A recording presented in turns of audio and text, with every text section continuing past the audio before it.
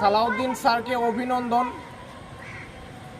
BCB Bangladesh cricket board Salauddin স্যারকে 2 বছরের জন্য বাংলাদেশের হেড কোচ হিসেবে নিযুক্ত করেছেন।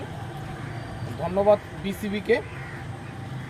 সালাউদ্দিন স্যারের অধীনে আগামীতে বাংলাদেশ ভালো কিছু সাফল্য নিয়ে আসবে এই আশাটুকু রাখা যায়, কারণ সালাউদ্দিন স্যারের মেন্টালিটি একদম হাই প্রোফাইলের। সালাউদ্দিন স্যার টুর্নামেন্ট মঞ্চের কিভাবে ফাইনাল কিংবা সেমিফাইনাল মঞ্চে খেলা যায়, ভালো খেলা যায় এবং ভালো খেলে জেতা যায়, এই মেন্টালিটি কিন্তু সালাউদ্দিন স্যারের আছে। দেখেন, সিরিজ খেলা ভিন্ন বিষয় এবং টুর্নামেন্ট খেলাটা ভিন্ন বিষয়। টুর্নামেন্ট প্রায় 8 কিংবা 10 বা 12 14 দলের মধ্যে যখন টুর্নামেন্ট বা 16 দলের মধ্যে টুর্নামেন্টগুলো হয়ে থাকে, এই টুর্নামেন্টে সেমিফাইনাল কিংবা ফাইনাল খেলা আসলেই অনেক বড় চ্যালেঞ্জ। আর এই চ্যালেঞ্জটা যে নিতে পারে সেই আসল কোচ, সেই আসল মানের প্লেয়ার।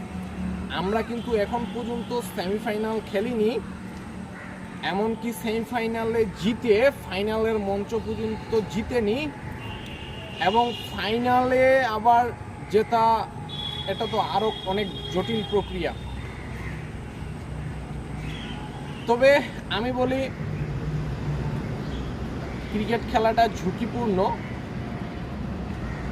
আবার ক্রিকেটটাকে প্রফেশন হিসেবে নেওয়া সব থেকে বেশি ঝুঁকি। আর এই ঝুঁকিটা আমি নিয়েছি, এই চ্যালেঞ্জটা আমি নিয়েছি। আমি এখন দেখাবো সোজা ব্যাটে খেললে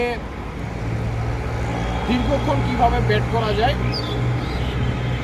এবং ক্রসিং ব্যাট খেলার মাধ্যমে আপনি দ্রুত কিভাবে রান তুলতে পারেন, এই কৌশলগুলো আমি দেখাবো। রনি, একটু কাছে আসো। দেখেন, আপনি যখন সোজা ব্যাটে খেলবেন, নিঃসন্দেহে আপনার ফুটগুলো, পাগুলো আপনাকে সোজা রাখতে হবে। দেখেন আমি যেভাবে আসি, এবং আপনার ব্যাটের গ্রিপে 2 হাতের গ্লাভসের মধ্যে একটুখানি ফাঁক রাখবেন, যেন ব্যাটের মধ্যে একটা কন্ট্রোল থাকে। এই যে দেখেন, দাঁড়াইলাম, এই যে এভাবে দাঁড়াবেন যখন, তখন নিঃসন্দেহে ব্যাটের মধ্যে একটা কন্ট্রোল পাবেন আপনি।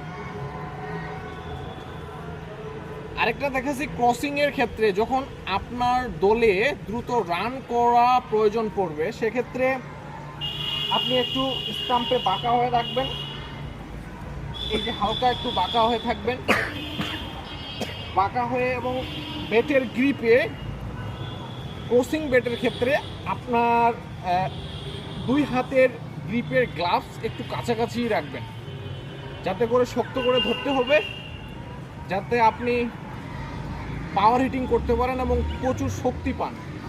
তো এই ক্ষেত্রে এইভাবে ব্যাট করবেন এবং পা দুটো একটু ক্রসিং থাকবে হালকাভাবে, এভাবে দাঁড়াবেন, যেন প্রচুর চারিদিকে ম্যাচ খেলতে পারেন, প্রচুর চারিদিকে মারতে পারেন। এই যে শট, এই শট। ঠিক আছে, আমি ব্যাটসম্যান, আমি উইকেট কিপার, আমি চ্যালেঞ্জ নেওয়ার জন্য প্রস্তুত। আমি দেখাবো এখন আমার উইকেট কিপিংটা। রনে, আটকায় রাখো। চালু করছিস? হ্যাঁ। এখন আমি ফাস্ট বলের যেভাবে উইকেট কিপার করব সেটা দেখাচ্ছি। নাও আসে, বল মারো।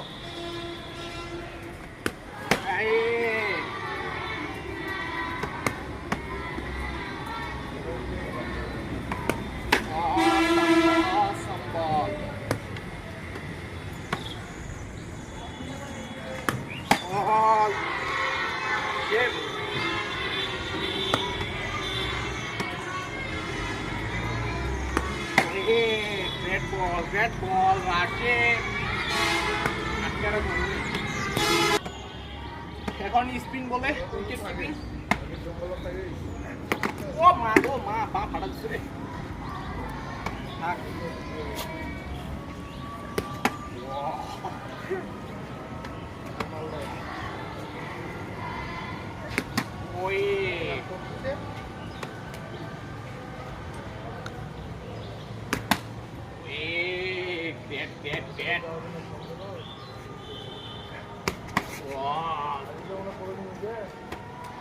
লাস্টে কাটটা মারি দেবো বুঝটা মত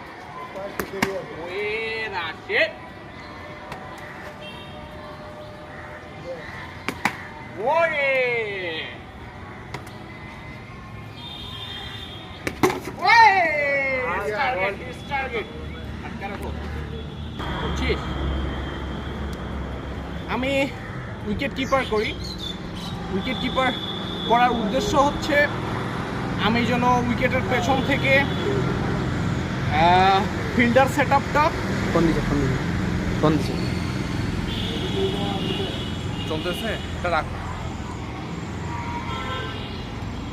ফিল্ডার সেট আপটা এবং বোলারকে সাজেস্ট করা, ব্যাটসম্যানের খেলার ধরন অনুযায়ী বোলারকে বিভিন্ন লেংথে বল করা। এই কারণে মূলত আমি উইকেটের পেছনে দাঁড়িয়েছি, যেটা আসলে MSD করে থাকতো, তার কাছ থেকেই শেখা। আর আমি যেহেতু ব্যাটসম্যান, উইকেট কিপার, দুইটাই স্কিল আছে আমার। এই দুইটাই স্কিল নিয়ে আমি একজন ভারসাম্যপূর্ণ এবং ব্যালেন্স প্লেয়ার। আশা করি আমার দ্বারা দলের ভালো কিছু হবে এবং আমি দলকে জেতাতে পারবো। এই চ্যালেঞ্জটা আমি নিতে পারবো। ওকে, ধন্যবাদ।